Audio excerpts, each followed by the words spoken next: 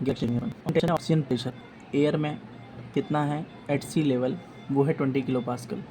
20 kilo pascal को अगर अपन M में कन्वर्ट करें तो उसका एक फार्मूला होता है 101 kilo pascal is equal to 76 M और 1 ATM प्रेशर। तो 1 kilo pascal is equal to हो जाएगा 760/101, तो वो निकल के आएगा कुछ 7.5 MHg के लगभग। तो 1 किलो पास्कल में 7.5 MHg अपना प्रेशर होता है। चलो तो अपन वापस से आते हैं। ऑक्सीजन में जो एयर में जो ऑक्सीजन है वो है 20 किलो पास्कल। इसमें अगर अपन 7 का मल्टीप्लाई करेंगे तो 140 के समथिंग आएगा, और 7.5 तो ये अपना टोटल आ जाएगा 150। तो एक हवा में ऑक्सीजन का जो प्रेशर है वो 150 mmHg है या 20 किलो पास्कल है। पर ये माइटोकॉन्ड्रिया के लेवल तक पहुँचते पहुँचते सिर्फ 0.5 किलो पास्कल, या मैं कहूँ तो अगर अपन इसमें 7 का मल्टीप्लाई करेंगे तो ये आएगा 3.5। केवल 3.5 mmHg का प्रेशर रह जाता है ऑक्सीजन का। मतलब ऑक्सीजन घटते घटते घटते घटते सीधे 150 से सिर्फ 3.5 mmHg तक रह जाती है माइटोकॉन्ड्रिया के लेवल पे। इसी गैस एक्सचेंज, इसी डाउन होती हुई ऑक्सीजन की कंसंट्रेशन को, ग्रेडियंट को हम ऑक्सीजन कैस्केड बोलते हैं।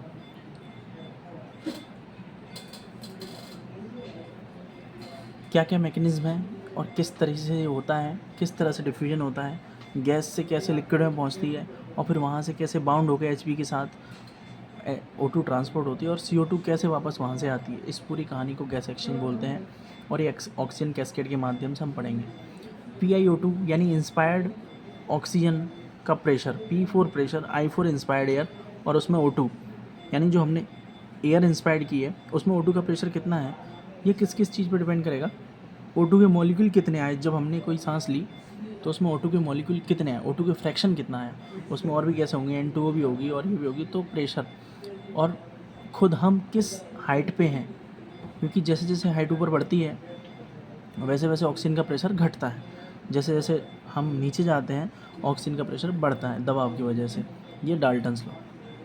एट सी लेवल O2 का फ्रैक्शन जो हमने नाप के रखा है वो है 0.21 या 21% जो हम बोलते हैं। अगर 100% एयर है तो उसमें 0.21 फ्रैक्शन है O2 का। फिर पी एयर O2 यानी एयर में कितना O2 का प्रेशर है। जैसे हम अभी इंस्पायर्ड एयर को छोड़ दें, हम एयर में ही O2 का प्रेशर कितना है, ये तो फ्रैक्शन है 21। अगर हम वो देखेंगे तो हमने फ्रैक्शन ऑफ O2 का कितना था 0.21, और उसका प्रेशर कितना है at sea level, that is 101। हम इनका मल्टीप्लाई करेंगे तो हमें प्रेशर ऑफ O2 मिलेगा एयर में 21 kilo pascal, that is around 158 mmHg। पर जैसे ही हम सांस लेते हैं, एयर खींचते हैं, O2 का प्रेशर ये खींचते हैं 158 mmHg। हमारी जो अपर एयरवे की म्यूकोसा है, जो नेज़ल है, उसमें कुछ ह्यूमिडिफाइड एयर मिला देती है, जिसको हम सैचुरेटेड वाटर वेपर, इसको ह्यूमिडिफिकेशन बोलते हैं। वो ऑक्सीजन में, ऑक्सीजन की कंसंट्रेशन, क्योंकि ऑक्सीजन आ रही थी उसमें अपना वाटर वेपर प्रेशर और ऐड कर देती है, तो उसके लिए रेजिस्टेंस की तरह काम करती है। 6.3 किलो पास्कल का वाटर वेपर मिला देती है। तो टोटल हमारे पास जब बॉडी में पहुँचते पहुँचते पहुँचते हमारे पास जो इंस्पायर्ड O2 है, जो हमने सबसे ऊपर वाली इक्वेशन में पढ़ना था, वो पहुँचती है एयर से हमने कितनी फ्रैक्शन ली एट सी लेवल, माइनस जो हमने नेज़ल म्यूकोसा का जो ह्यूमिडिफिकेशन वेपर का जो प्रेशर था उसको हमें घटाना पड़ेगा। तो fraction of air 0.21 into 760 mmHg, 47 mmHg हमारा वाटर वेपर का, तो ये मिला के आता है 150 mmHg अराउंड, 140 to 150 अराउंड। फिर जब हम, अब ये सीधी नेज़ल म्यूकोसा से एल्वियोलाई में जाएगी। जैसे ही एल्वियोलाई में पहुँचेगी तो हम इसको पढ़ेंगे PaO2। P इंस्पायर्ड से सीधा कन्वर्ट हो गया PaO2, O2 as it is रहा, I इंस्पायर्ड था, अब वो एल्वियोलाई में पहुँच गया PaO2। अब PaO2 किस चीज़ पे डिपेंड करेगा, PaO2 डिपेंड करेगा 3 चीज़ों पे। किस रेट में हम ऑक्सीजन खींच रहे हैं, introduction of O2 in our alveoli, किस रेट में जो O2 आ रही है वो किस रेट में एब्जॉर्ब होती जा रही है हमारी बॉडी में, ब्लड में, क्योंकि वो घटा रहा है, ये इधर से ऐड कर रहा है, ये इसको घटा रहा है, और किस रेट में उधर से CO2 भी आ रही है एल्वियोलाई में। तो एल्वियोलाई में दूसरी गैस भी है CO2, वो भी ऑक्सीजन को नहीं आने देगी, क्योंकि स्पेस तो उतना ही है और उसमें। तो 3 चीज़ों पे partial pressure of O2 in alveoli determine होता है, O2 का इंट्रोडक्शन, O2 का एब्जॉर्प्शन और CO2 का आना। हमें पता है हमारी बॉडी में CO2 जब जनरेट होती है तो हम उसका मेज़रमेंट करते हैं रेस्पिरेटरी क्वेशेंट से, जिसका फॉर्मूला होता है VCO2/VO2। चूँकि हमेशा CO2 प्रोडक्शन हमारी बॉडी में कम रहेगा और O2 एब्जॉर्प्शन ज़्यादा रहेगा, O2 का सिक्रेशन ज़्यादा रहता है, और वो है मिक्स डाइट में 0.8। तो जब हम इसको एल्वुलर इक्वेशन में रखेंगे, PiO2 हमने अभी ली थी 20 किलो पास्कल जो पहले फार्मूले से निकाली थी, और PiCO2 हमने अक्सर EtCO2 की वैल्यू हमें नॉर्मल रेंज पता है, that is equal to 35 to 45 mg। इतना हम CO2 एक्सपायर करते हैं, that is around 5 kilo pascal. हम इसको 7 से डिवाइड करेंगे जो फार्मूला है, और रेस्पिरेटरी क्वेशेंट 0.8। जब हम ये सारी वैल्यूज़ रखेंगे 25, 0.8, या हम इसको mmHg में भी रखेंगे, तो ये हमारा अराउंड आएगा 100 to 103 mmHg। यानी एल्वुलाई में ऑक्सीजन की जो मात्रा है वो अब 100 हो गई है। जो 150 थी PiO2 में, वो घट के अब कितनी हो गई है 100। तो 50 mmHg का लॉस सिर्फ एल्वुलाई, एटमॉस्फेयर से एल्वुलाई तक आते आते हो जाता है, क्योंकि अब PO2 और कई चीज़ों पे डिपेंड करती है। अगर हम FiO2 अच्छा दे दें, ये तो हम एयर से ले रहे हैं, अगर हम बाहर से ऑक्सीजन दे दें सप्लाई, नेज़ल, फेस मास्क, तो ऑक्सीजन की कंसंट्रेशन बढ़ जाएगी एल्वुलाई में। दूसरा, अगर हम हाइपोवेंटिलेट करते हैं, हाइपोवेंटिलेट मतलब अगर उसको 4 लीटर से कम मिनट वेंटिलेशन देते हैं, तो भी ऑक्सीजन सैचुरेशन या एल्वुलाई में ऑक्सीजन की कंसंट्रेशन गिर जाती है, क्योंकि हम ऑक्सीजन कंज्यूम कर रहे हैं 250 ml पर मिनट। और अगर हम उसको 4 लीटर एयर देंगे, तो एयर में फ्रैक्शन कम होता है, 20% ही होता है। 4 लीटर का अगर अपन 20% निकालेंगे तो 180 ही आ रहा है, 180 ml, और हमें कंज्यूम कितना करना है 250। तो रैपिडली डिक्रीज होगा O2 का एल्वुलाई में। और तीसरी चीज़ है कि PO2 एल्वुलाई और आर्टेरियल के बीच में ऑक्सीजन का डिफरेंस कितना है। अगर ऑलरेडी आपकी कैपिलरीज भरी हुई हैं O2 से, तो वो और O2 लेने से मना कर देंगे। तो अब हम जैसे हमने O2 के बारे में पढ़ा, अब हम एल्वुलाई में कार्बन डाइऑक्साइड की टेंशन भी पढ़ लेते हैं। ये दो ही चीज़ पे डिपेंड करती है, क्योंकि CO2 का कोई ऐसा एब्जॉर्प्शन तो है नहीं, CO2 आती है और बाहर निकलती है, तो इन दो ही चीज़ पे CO2 का एल्वुलाई में टेंशन डिपेंड करेगा। ओके, नॉर्मली हमारी बॉडी में CO2 प्रोड्यूस होती है 200 ml पर मिनट, O2 कंज्यूम होती है 250 ml पर मिनट। अगर हम कायदे से देखें, 200 ml पर मिनट अगर प्रोडक्शन चल रहा है CO2 का, ये आइडियल जो छपा नहीं है इसमें, बाकी 300, 180 या 6 वाला छपा है। अगर 200 ml पर मिनट हमारी बॉडी में CO2 प्रोडक्शन हो रहा है, तो हमें उसको बाहर निकालने के लिए एल्वुलर वेंटिलेशन की मात्रा 6 रखनी पड़ेगी, तब हम नॉर्मल EtCO2 का लेवल 5 आएगा किलो पास्कल, दैट इज़ 35। हमारा जो EtCO2 की वैल्यू 35 नॉर्मल होती है, वो जब हम एल्वुलर वेंटिलेशन 6 रखेंगे, तब हम ये जो नॉर्मल प्रोडक्शन है उसको बाहर निकाल पाएंगे। अदरवाइज़ हमारी बॉडी में CO2 रिटेंशन होगा। अगर हमने एल्वुलर वेंटिलेशन या मिनट वेंटिलेशन 6 लीटर से कम कर दिया, तो 200 ml जो प्रोडक्शन हो रहा है वो पूरी तरह से निकल नहीं पाएगा और बॉडी में CO2 रिटेंशन होता जाएगा। तो 6 लीटर पर मिनट हमारा एल्वुलर वेंटिलेशन होना चाहिए। अगर हम 200 ml, अगर कोई बंदा एक्सरसाइज कर रहा है तो उसमें 300 ml तक भी प्रोडक्शन हो सकता है। कोई सो रहा है, कोई एक्टिविटी नहीं कर रहा है, काम स्टेज में है बॉडी, तो कम प्रोडक्शन भी कर सकती है, दैट इज़ 100 ml पर मिनट। तो उसका ग्राफ ये है, और कम मिनट वेंटिलेशन पे भी वो एक्सपायर हो सकती है। यहाँ तक अब CO2 की बात हो गई, O2 की बात हो गई, एल्वुलाई की बात ख़त्म हो गई। अब एल्वुलाई तक तो गैस की कहानी थी। अब गैस को लिक्विड में डिज़ोल्व होना है, वो भी मेम्ब्रेन्स क्रॉस करके। तो एक गैस का लिक्विड के अंदर घुल जाना, ये डिपेंड करता है फिक्स लॉ पे, जो खुद ये डिफाइन करता है कि ब्लड और गैस के बीच में एक बैरियर है, और वो बैरियर कई चीज़ों पर डिपेंड करता है।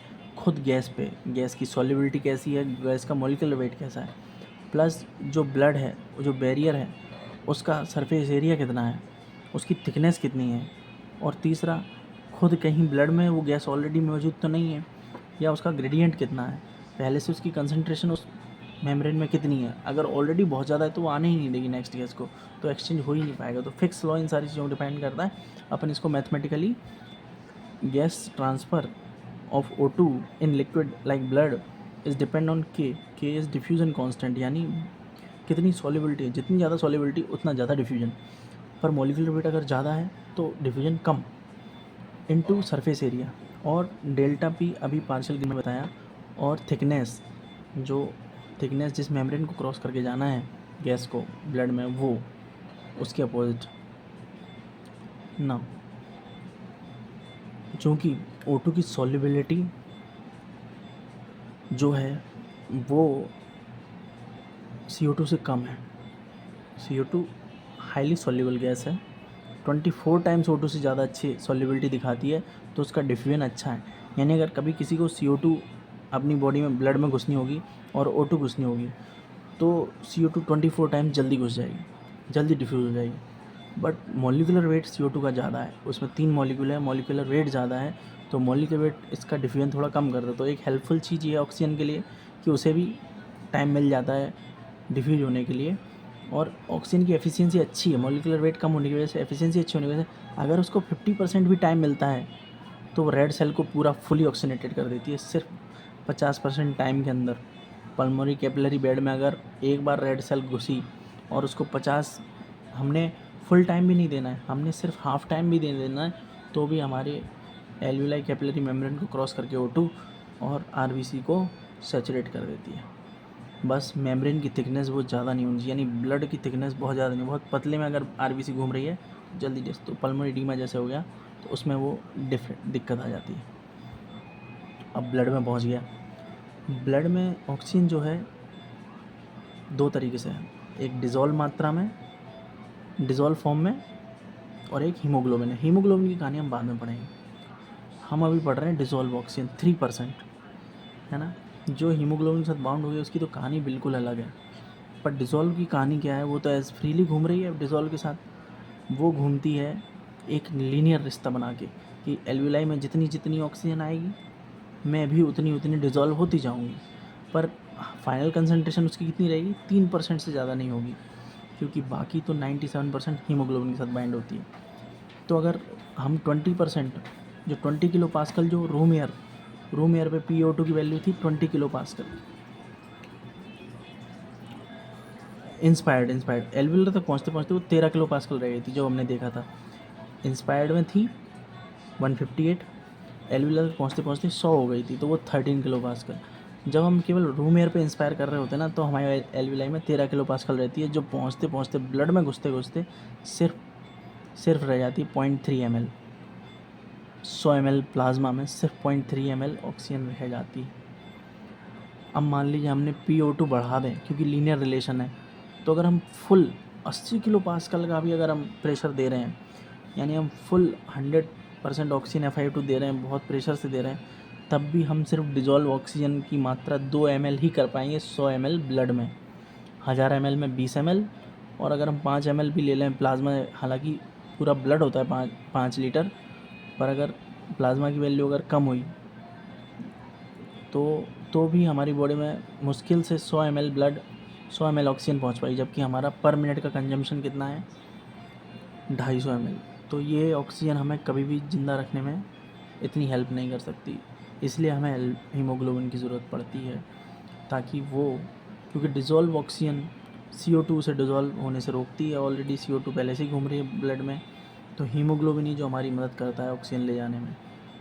ये है हीमोग्लोबिन ट्रांसपोर्ट। हीमोग्लोबिन बांध के रखता है ऑक्सीजन को, उसका पूरा एक ऑक्सीजन डिसोसिएशन कर्व है, उस पर हम फिर कभी बात करेंगे। ये कहानी थी एटमॉस्फेरिक प्रेशर से बॉडी में ब्लड में डिज़ोल्व होने की, ऑक्सीजन की कहानी गैस एक्सचेंज में जो हमने पढ़ी, इसी को हम ऑक्सीजन कैस्केड बोलते हैं। इंस्पायर्ड ड्राई एयर से सीधा आर्टेरियल ब्लड और कैपिलरी ब्लड तक आने की कहानी, प्रेशर डिक्रीज 20 से 15, 15 से 10 और 5, कैपिलरी ब्लड तक 5 प्रेशर हो जाने को ऑक्सीजन कैस्केड बोलते हैं। Thank you.